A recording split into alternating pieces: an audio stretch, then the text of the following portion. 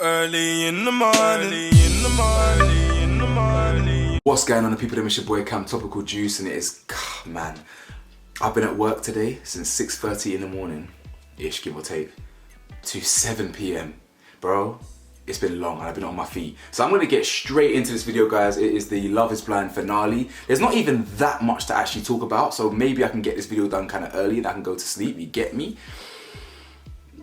Let's get straight into this video. So like the video for me, hit the bell to be notified for me. Please press that subscribe button for me. It really means the world. We don't just say it as YouTubers, we really do mean it. If you love me, if you respect me, if you rate me, even if you don't like me, do all of that anyway. Like, subscribe, all of that. Now, yo, real quick, the reason I've changed clothes is because I had to re-record this entire segment of the video because basically I ballsed it up.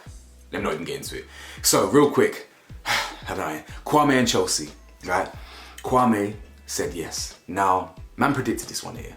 Man predicted this one still. All the signs, I think Nicole Davis said this in her video as well.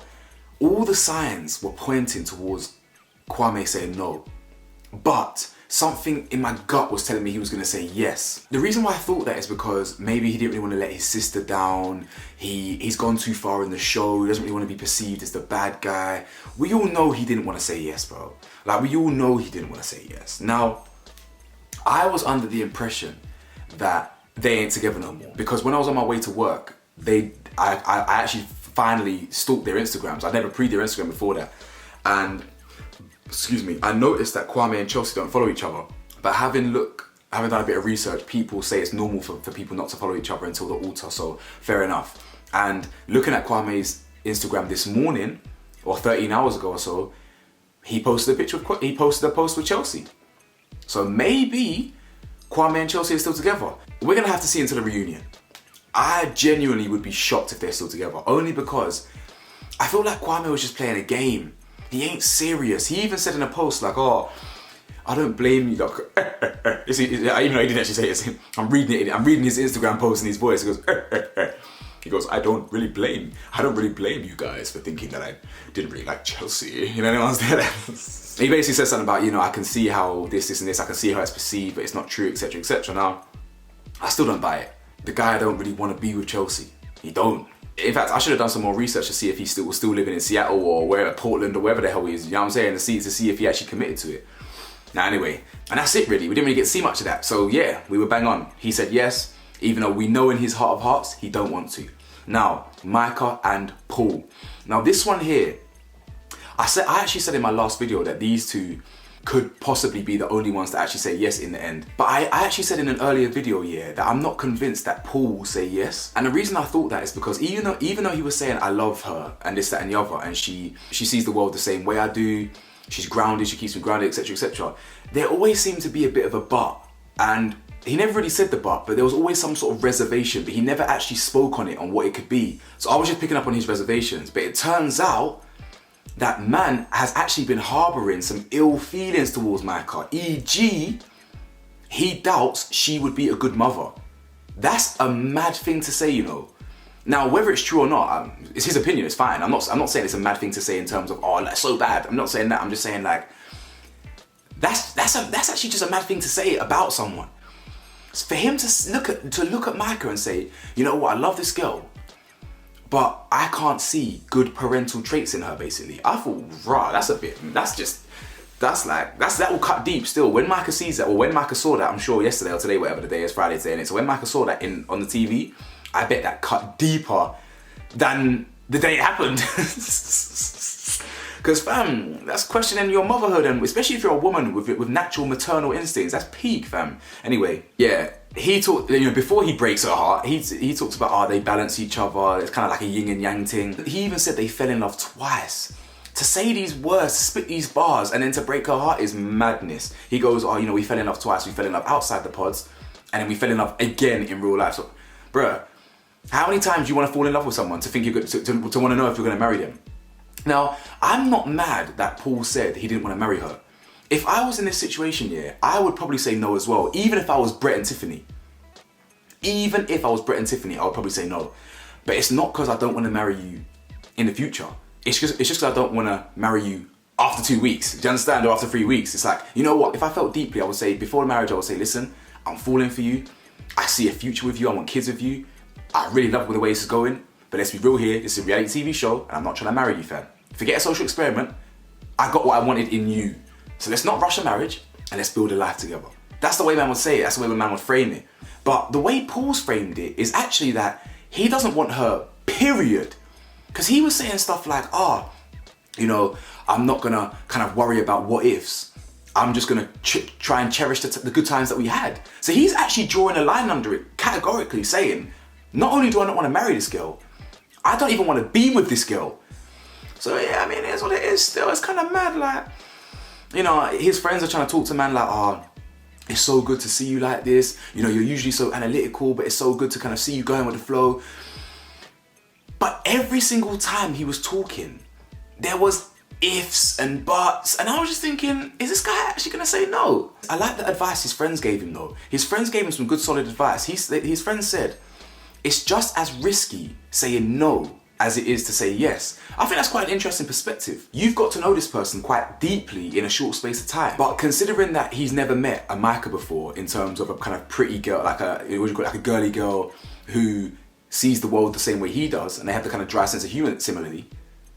Like, where are you gonna come, like, how often do you come across that? Do you know what I'm saying? As in you specifically, Paul. So I think it's a fair point to say that it's just as risky to say no as it is yes. But at the end of the day, it weren't enough, boy. You know what I'm saying? And Micah's mum even said the same thing. She was like, people date for years and still divorce. So why don't you go for it? And that's good advice as well. You know what I'm saying? I think that's really good advice. So, you know, people literally date for years and still divorce and still end up single in the grand scheme of things. So what's the risk in taking a leap of faith for once? At your age, it's calm. You're both 20. I think my man's 26. She's like 25, 24 something. You know what I'm saying? Lie. But I even wrote here in my notes, Paul is very unsure right now. And I had doubts. Anyway, they get married. Well, the marriage comes and he pars her off. She's I really liked Micah's words as well. She was saying, you made me think.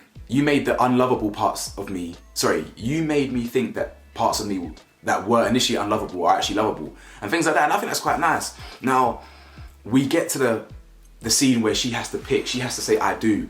And she's got reservations, clearly. Now, you can perceive the fact that she said, listen, for this to work, I need you to answer first. You could argue that two things. You could argue that she's unsure herself and she wants him to kind of take the leap first. And she doesn't know whether she wants to or not. Or you could argue that she just didn't have, she always wanted validation, and him saying I do first would validate her validate kind of what they have. Now you got Shelby in the audience just shaking her head. Shelby, you are genuinely a cow. Get off my screen. Like, she just, I'm so relieved. I'm so relieved. Bro, what do you know about anything? What do you know about relationships? You're fucking single. After he gets the opportunity to answer first, he says no. he says no. I said, astaghfirullah. I was like, oh my God. And then she comes out and says she never felt safe, and now that worry feels validated, and she actually runs off. Like, it's a really, really embarrassing moment for her. She runs off and she's crying, she's sobbing. Shelby's talking about she's relieved. Micah's crying her eyes out. Paul tries to comfort her. And then he actually says, that's when he says to the camera, I can't see her as a mother, and she hasn't got a nurturing trait. Wow. That's a mad thing to say about someone you love, you know. For real, bro. That's a mad thing to say. And then her mum goes on and basically saying, you know, you could have met someone else, but he stood in your way, you know, one of them ones. But yeah, man, it's crazy. Anyway, Tiff and Brett, I ain't gonna lie, there ain't really much to talk about other than this. Like, Tiff and Brett, basically, Brett has a conversation with Tiffany's dad. Tiffany's dad tries to low-key son Brett, talking about, yeah, this and this. He's just just talking in it, just talking. And then, you know, they're trying to compare like their upbringings, and my man's talking about, yeah, we were broke, you know, we never had lights, all these things, we never had water. I'm saying it's dead. That's very peak. Like, that's a very, very sad situation to be in, and you can tell that really drives Brett to want to achieve and be better, you know what I'm saying? So as not to be in that situation again. And then my man, I'll be honest with you, I'm actually gonna give, this might be a bit harsh, I'm sure a lot of people in the comments may disagree with me, but I'm gonna give Brett donut of the day for how he reacted to his suit not fitting. Now, don't get me wrong, and as I said, there's gonna be people thinking, oh, Cam, it's his wedding day. I get that. It's his wedding day, he's stressed, his suit should be fitting. It should be, you know what I'm saying? But I just felt he was a little bit hostile, especially towards his brother. I thought it was a bit unnecessary. I thought it was a bit like extra. Bro, relax, innit? I've never really seen Brett kind of get antsy like that, bro. Come on, you don't have to be switching, getting all aggy and all these things, or aggro as them Americans say it, or their man say it anyway. Like aggro or whatever, and like, I just thought it was a bit too much personally. Again, a lot of people, don't get me wrong, I understand the frustrations. It's your wedding day. You want it to be prim and proper. You know what I'm saying? Prim and proper. But I just thought his reaction was just a bit over the top, in my opinion. So, you have your opinion, I have mine. He then gets it tailored with 90 minutes to spare. You know, thank God, boy, because if this was real life, you ain't getting that pool. Thank God you're on a TV show for Netflix called Love is Blind, and they can just contact the, yo, boy, you better sort this, you know what I'm saying? Sort this right now. My man's getting married in 90 minutes, you better sort this in one. Marshall then arrives, my man's still sobbing over, fucking, what's her name? My gal, Jackie, yeah. Toxic, what do you call them ones? Britney Spears or whatever. So Marshall arrives, yeah, starts crying, fam. This soft you. No wonder I call him Marshmallow. Bro, Marshmallow was the perfect nickname for this guy. Man soft. Anyway, they're talking about, you know, it's kind of hard seeing what could have been. You know, me being here, it's kind of sad seeing. Matter of fact, I could keep him thrown out the day for this, but yeah. It's kind of hard seeing what could have been. Bro, forget crying about what could have been. In fact, you should be crying at what could have been. Because your life could have been a nightmare, bro. Yeah? Your life could have been a ball ache and a hassle for you. Yeah? You should be celebrating the fact that you actually dodged a bullet like Neo in the Blood Cleat Matrix, bro. You know what I'm saying? You should count your lucky stars to the Lord above that you dodged that bullet. The wedding comes around, Tiff saying all this good jargon, your soul is beautiful, you make me better, thank you for not judging me. I thought Brett's vows were meaty, by the way. Brett tried to wing it like my doggy Kwame. Yeah, he ain't got the lyricism like Kwame. Kwame was doing it allegedly straight off the cuff. I believe it was too good. I believe he probably planned it in his mind, didn't it? We didn't have to write it down, but man planned it in his head, maybe. Because it was just too slick. And Brett couldn't even match that. Brett's was genuinely 3 out of 10. I was about to give him 4, but 3 out of 10. 3.5 max. But they both said yes, and they're both happy. Yeah, the speech was mid. Zach and Bliss comes, and Bliss's dad is moist. Like, there was a lot of people in my comment section saying that he was doing too much when we actually got introduced to him, and I actually agree. I don't blame him for having the opinion that he holds. I wouldn't be happy if my daughter's getting married after not knowing a man. I also wouldn't be happy for I don't care if he doesn't accept Zach and all these things, but it's the fact that he's always trying to do, it's always these little, I don't like his energy. I don't like Bliss's dad's energy. And always say, oh, we'll see. Fam, drinking game, anyone? Drink every single time Bliss's dad says, we'll see. In the last episode, the previous episode, and this one, we'll see. Shut up, man. Anyway, and this guy's about to give his daughter away, yeah, while she's walking up the aisle, basically walking up the aisle. And my man, her dad is talking about, you're the person with everything to offer, never settle, all these things, etc. Bro, she's literally about to get married in 5 seconds, bro. These are the type of conversations you have last week. You know what I'm saying? Yesterday, 2 days ago, 10 days ago, whenever you found out. Not as you're walking her up the aisle, you goof. Yeah, what's with this negative energy on her wedding day? You're a clown. Don't get me wrong, I'm not blaming you for holding your opinions, but respect your own daughter's situation. I'm so glad she said yes to mug you off.